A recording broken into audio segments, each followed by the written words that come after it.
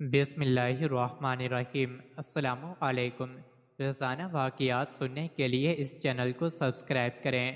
ام المومنین حضرت عائشہ صدیقہ رضی اللہ عنہا خاتم الانبیاء حضرت محمد رسول اللہ صلی اللہ علیہ وسلم کے نکاح میں شوال کے مہینے میں آئیں اور شوال کے مہینے میں ہی آپ کی رخصتی بھی ہوئی۔ حضرت ابو عمر فرماتے ہیں، ام المومنین اسی وجہ سے یہ بات پسند کرتی تھیں کہ ان کے خاندان اور دوسرے تعلق دار لوگوں کی خواتین بھی اپنے خاوندوں کے پاس شوال کے مہینے میں جائیں۔ حضور علیہ السلام کا فرمان عالی شان ہے، میں نے 3 راتیں تمہیں خواب میں دیکھا، ایک فرشتہ تجھے ریشمی کپڑے کے ایک ٹکڑے میں لایا اور کہا یہ آپ کی بیوی ہے، بس اس نے تمہارے چہرے سے پردہ ہٹایا تو میں نے کہا اگر یہ بات اللہ تعالیٰ کی طرف سے ہے تو وہی اسے پورا فرمائے گا۔ یہی روایت صحیح مسلم شریف میں بھی موجود ہے۔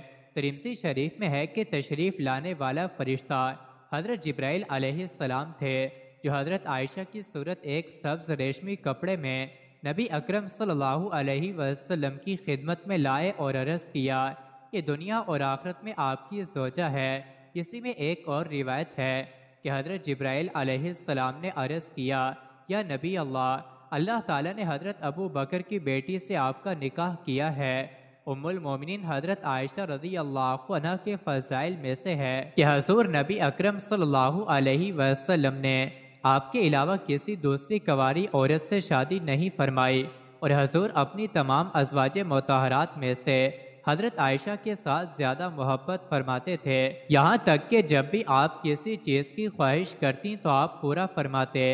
ایک سفر کا واقعہ ہے، جب آپ نے ام المومنین کو نہ پایا تو فرمایا ہائے میری دلہن۔ یہ الفاظ امام احمد علیہ الرحمہ نے نقل کیے ہیں۔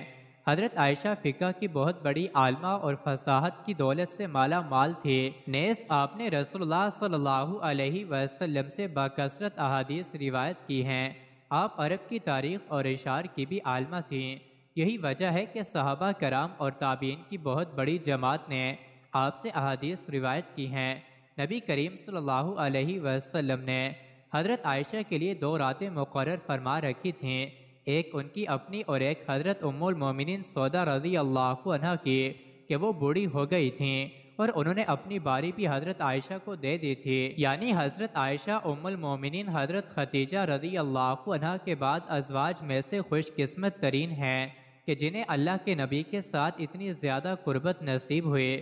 حضرت عائشہ حضور صلی اللہ علیہ وسلم کی رفاقت میں تقریباً 8 سال اور 5 ماہ رہی، لیکن اس تمام عرصے میں آپ کے ہاں کوئی اولاد نہ ہوئی۔ سیدہ عائشہ رضی اللہ عنہ کی کنیت ام عبداللہ تھی، لیکن عبداللہ آپ کی اولاد نہیں بلکہ بھانجے تھے، جو کہ حضرت عبداللہ ابن زبیر رضی اللہ عنہ ہیں۔